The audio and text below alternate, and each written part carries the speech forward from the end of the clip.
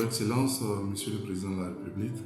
Je réalise cette vidéo en vue d'attirer votre attention sur le problème des remblayages anarchiques qui persistent à Abidjan, dans les localités telles que Grand Lao, Songon, Jacquesville, Benjerville, Bassam, Adiaké, Assini, et qui menacent les populations, les générations à venir, mais également notre environnement. Pourquoi, en dépit des dispositions légales existantes, ce mal persiste? Sur la question des remblayages anarchiques, je travaille depuis 2019 et en 2022, je vous avais adressé une lettre ouverte dans laquelle j'avais dénoncé cette mafia qui sévit dans ce domaine. J'avais cité des acteurs étatiques importants. Les responsables du port autonome d'Abidjan avaient été cités. Le groupe Carré d'Or avait été cité. Le 23 février 2022, le gouvernement, réuni en Conseil des ministres, avait pris la mesure du problème et a décidé de suspendre toutes les activités ou toutes les opérations de remblayage dans le district d'Abidjan.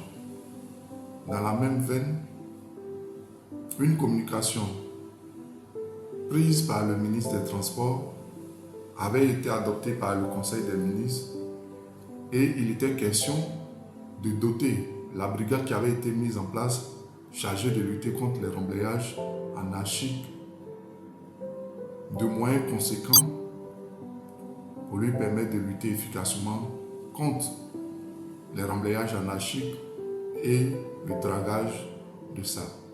La somme de 247 millions de francs CFA devrait servir à acheter le matériel nécessaire pour permettre à cette brigade de travailler dans des conditions acceptables. Est-ce que les moyens ou les fonds ont-ils été effectivement mis à la disposition de cette brigade pour lui permettre d'acquérir ces équipements? Pour ce que je sais, cette brigade n'a jamais été équipée. Mais pire, cette brigade qui avait commencé à gêner les fossoyeurs de la lagune Ébrié, mais aussi des façades maritimes, a été simplement démantelée. Une étude cartographique des zones de remblai allant de Songon à Assini devrait être réalisée, puisque la somme de 127 millions de francs CFA devrait être consacrée à cette activité. Aujourd'hui, suite à l'affaire qui a éclaté au niveau de Koumassi, le Premier ministre, M. Robert Begré-Mambé, a pris une note circulaire visant à encadrer les opérations de remblayage sur les façades maritimes, lagunaires et fluviales. Dans cette note circulaire, on découvre qu'il y a une volonté de renforcer le dispositif légal existant. En l'occurrence, l'arrêt immédiat de toutes les opérations de remblayage et de dragage à des fins de remblayage, mais aussi l'actualisation d'une cartographie. Le constat fait par votre collaborateur qui porte sur le renforcement du dispositif légal, Monsieur le Président de la République, de mon humble avis, je ne pense pas qu'il y ait un problème de déficit de dispositif légal ou de dispositif légal faible. Il existe bel et bien un décret que vous avez signé en 2019 qui encadre les opérations de remblayage.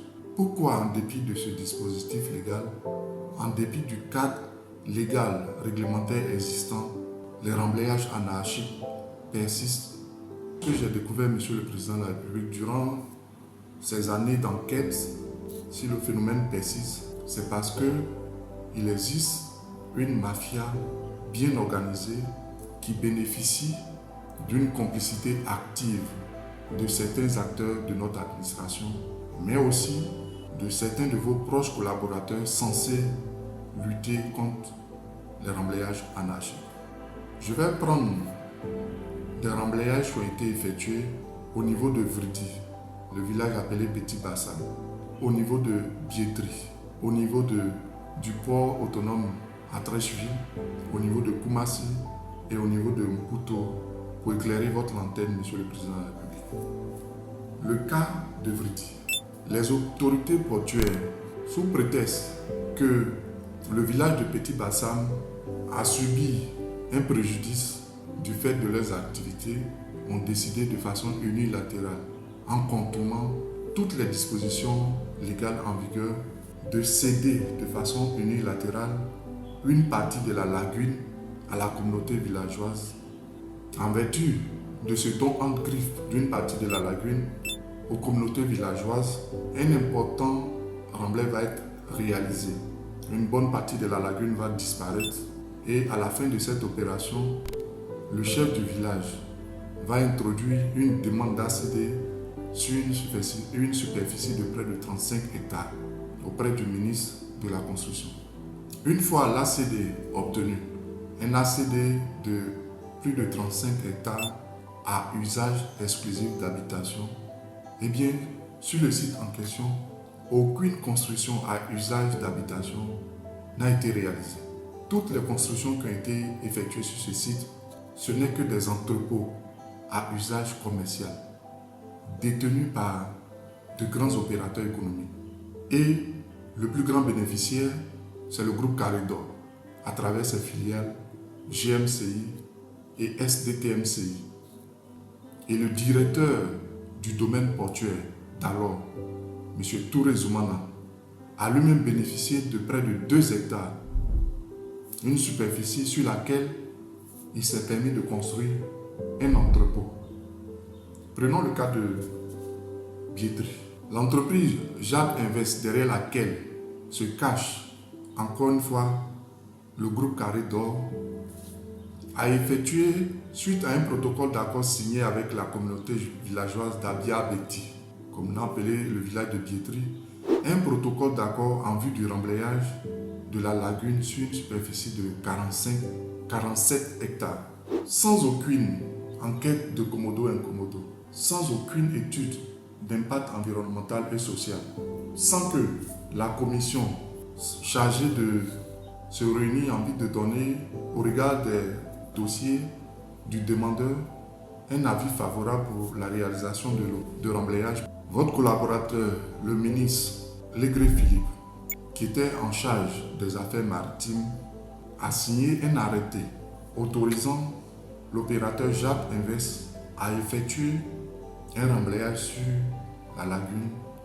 sur 47 hectares. L'opérateur avait pratiquement fini de remblayer la superficie qui lui avait été concédée jusqu'à ce qu'on soit informé de ce problème et qu'on décide de faire des publications. Ce n'est qu'à la suite des publications que le ministre va d'abord annuler l'arrêté qu'il avait accordé à l'opérateur sans que cette mesure ne soit levée. Monsieur le Président de la République, votre collaborateur, le ministre des Transports, Amadou Kone, va décider d'autoriser l'entreprise Jade Invest à poursuivre les travaux de remblayage sur le site en question. Le port ou les autorités portuaires ne peuvent pas elles-mêmes décider d'agrandir le domaine du port. Ce n'est que vous, Monsieur le Président de la République, à travers un décret, que vous autorisez le port à étendre son domaine. Mais que s'est-il passé avec les autorités portuaires? Le DG du port, sur la base d'une étude d'impact environnemental et social approuvée par le ministre de l'Environnement d'alors, Alla Kwadio Remi, de réaliser des travaux de remblai sur la lagune au niveau de la zone de Trècheville. Malgré certaines décisions qui disent que le territoire où le port veut effectuer le remblai ne lui appartient pas, ces décisions n'ont jamais été respectées. Le port, les dirigeants du port du moins, sous prétexte que le port est un démembrement de l'État, ont décidé de réaliser l'opération de remblai d'une bonne partie de la lagune dans cette zone. violant ainsi les dispositions légales en vigueur.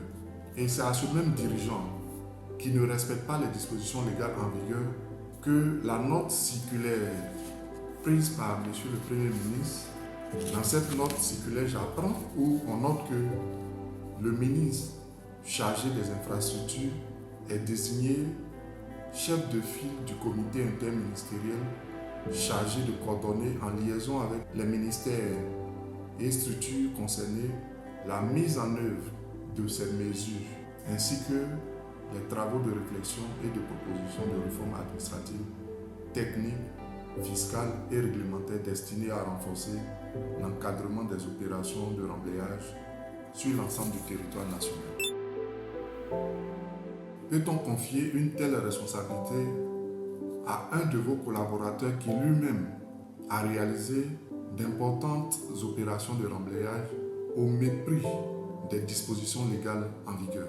Je vais vous parler du cas de Koumassi, qui est en quelque sorte l'épicentre où les remblayages anarchiques ont débuté. Dans cette commune, les remblayages s'effectuent depuis plusieurs années, je dirais les années 2000. Voyant que cette activité de traquage et de remblayage menaçait cette zone, les ministres d'environnement qui se sont succédés, Alla Kwadjo Rémy et ensuite la ministre Anne Désiré Bouloto, ont pris des arrêtés d'interdiction de toute activité de remblayage tout au long du cordon lagunaire de la commune de Koumassi, ou un arrêté de suspension de toute activité de remblayage sur le cordon lagunaire de Koumassi. À la suite, les autorités municipales qui se sont succédées, le maire Ndoye Raymond et le maire Cissé Ibrahima Bakongo, ont également pris des arrêtés municipaux dans ce sens. Mais vous savez ce qui s'est passé avec le maire Ibrahima Bakongo? En même temps qu'il prend un arrêté de suspension de toute opération de remblayage, c'est le même maire qui lui-même vend des terrains issus de zones remblayées à des opérateurs économiques, à des SCI ou à des sociétés immobilières. Ce dernier va solliciter le ministre des Affaires maritimes pour lui accorder une autorisation de remblayer 9 sites dans sa zone. La zone de campement, Zoé Bruno, Camp Commando. Et sans que l'opération de remblayage ne soit effectuée, plusieurs millions de francs CFA ont été perçus des mains d'opérateurs économiques en quête d'espace foncier par ses collaborateurs. Des centaines de millions ont été perçus par ses collaborateurs. Hors du circuit normal où l'argent doit être déposé, il y a un service dédié pour percevoir les recettes appartenant à la municipalité de Koumassi. Le maire ne va pas s'arrêter là, Monsieur le Président de la République. Il va solliciter et obtenir en décembre 2023 une autorisation du ministre des Transports de remblayer la berge lagunaire, selon l'expression qu'ils ont utilisée, aménagement de la berge lagunaire sur 22 hectares. Nous avions prévu aménager la berge lagunaire, c'est-à-dire faire en sorte que la berge lagunaire fasse rêver, sans toucher à quelque habitat que ce soit. Ah oui. Nous n'allons toucher à rien du tout. Le ministre des Transports décide d'autoriser le maire à aménager près de 22 hectares dans la commune. Et pour finir, je vais parler du cas de Mputo. Dans cette zone, qu'est-ce qui s'est passé? Il existe un opérateur économique du nom de Delta Drag Service. Eh bien, cette société a demandé une autorisation du ministère des Mines en vue d'extraire du sable. En 2014, ils obtiennent cette autorisation. Mais en 2016, les autorités coutumières du village, sous le prétexte que le village tel qu'il est fait, une partie du moins, a été construit sans qu'un lotissement ne soit approuvé, décident d'avoir auprès du ministre de la Construction une approbation d'un plan de redressement de Mputo village. Et le ministre va signer effectivement en 2016 un arrêté d'approbation du plan de redressement du village de Mputo. Lorsqu'ils obtiennent cet arrêté, ils se tournent, l'opérateur cette fois-ci, se tourne vers le ministre des infrastructures économiques. Et en août 2017, l'opérateur obtient un arrêté signé par le ministre des infrastructures économiques en vue d'occuper temporairement le domaine public lagunaire pour réaliser un projet immobilier sur une superficie de 1,5 hectare, plus de 15 000 m². L'opérateur et les autorités villageoises vont signer un protocole d'accord en vue d'effectuer un remblayage hydraulique sur la superficie de 15 000 m². Le protocole est signé en 2017 également, en octobre 2017. En 2020, l'opérateur Delta Drag Service va voir le ministre en charge des affaires maritimes en vue d'obtenir une autorisation de remblayage sur le domaine public lagunaire. Et l'arrêté autorise Delta Drag Service à effectuer des travaux de remblayage sur le front lagunaire situé dans la commune de Cocody, Mputo village, d'une contenance de 12 hectares et demi, 125 000 m², pour l'embellissement, la sécurisation, l'assainissement de la baie lagunaire. Initialement, ils ont demandé 15 000 m², 1,5 hectare, au ministre chargé des affaires, des infrastructures économiques pour occuper temporairement le domaine public lagunaire pour effectuer un projet immobilier. Cette fois-ci, ils obtiennent 12 hectares et demi. Que va-t-il se passer, Monsieur le Président de la République, pour une opération qui est destinée à embellir, sécuriser et assainir la baie lagunaire? C'est des demandes d'ACD qui vont être introduites auprès du ministre de la Construction par une SCI du nom de Delta Golf et par M. Abiat Emile. La SCI Delta Golf, représentée par M. Abiat Emile, va de nouveau approcher le ministre, délégué auprès du ministre des Transports, chargé des affaires maritimes, un contrat de bail emphytéotique administratif. Aujourd'hui, quand vous arrivez dans cette zone, eh bien, une clôture a été érigée qui sépare désormais le village et le site de l'opérateur.